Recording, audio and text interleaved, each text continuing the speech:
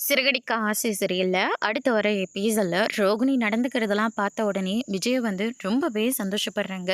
"நீ எதுக்கும்மா இந்த வேலையெல்லாம் பார்த்துட்ருக்க? பரவாயில்ல ஆண்டி இருக்கட்டும். மீனா தானே இத்தனை நாளா இந்த வேலையெல்லாம் பார்த்துட்டு இருந்தாங்க. அவங்க தான் இப்போ இல்லைன்னு ஆயிடுச்சு. அவங்க இல்லைன்னா என்ன? நம்மளால வீட்டு வேலை செய்ய முடியாதா என்ன?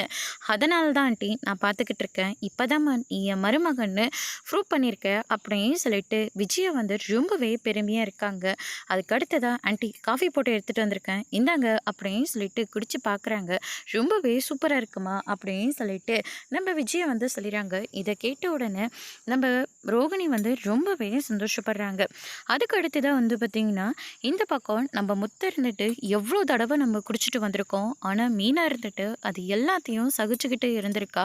நம்மளை திருத்துறதுக்காக தான் எல்லாமே பார்த்துட்டு இருந்தா. ஆனால் இப்போ வீட்டை விட்டு காரணமே இல்லாமல் போயிருக்கானா கண்டிப்பாக இதுக்கு பின்னாடி ஏதோ ஒரு பெரிய விஷயம் இருக்குது. அவள் இங்கே இருக்கிற போதே ஆளே சரியில்லை. சரி அந்த சாமியார் சொன்னதுனால தான் அவள் இப்படி இருக்கா அது அப்படின்னு சொல்லிட்டு நம்ம தெரிஞ்சுக்கிட்டோம். ஆனால் இதுக்கு பின்னாடி ஏதோ ஒரு விஷயம் இருக்குது. அது என்ன இதை நம்ம தெரிஞ்சுக்கணும் அப்படின்னு சொல்லிட்டு மீனாவுக்கு வந்து ஃபோன் பண்ணுறாங்க. மீனா இருந்துட்டு இவர்கிட்ட பேச ஆரம்பித்தா கண்டிப்பாக நம்ம உண்மையை சொன்னாலையும் சொல்லிடுவோம். அதனால் நம்ம இவரோட ஃபோனை எடுக்கக்கூடாதுன்னு மீனா வந்து வெயிட் பண்ணி பார்த்துட்ருக்காங்க. அதுக்கு அடுத்ததாக வந்து பார்த்திங்கன்னா முத்து இருந்துட்டு திரும்ப திரும்ப ஃபோன் பண்ணிக்கிட்டே இருக்காங்க.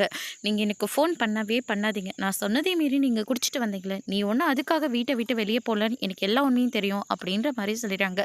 அதோட பிரம முடிச்சிருக்காங்க.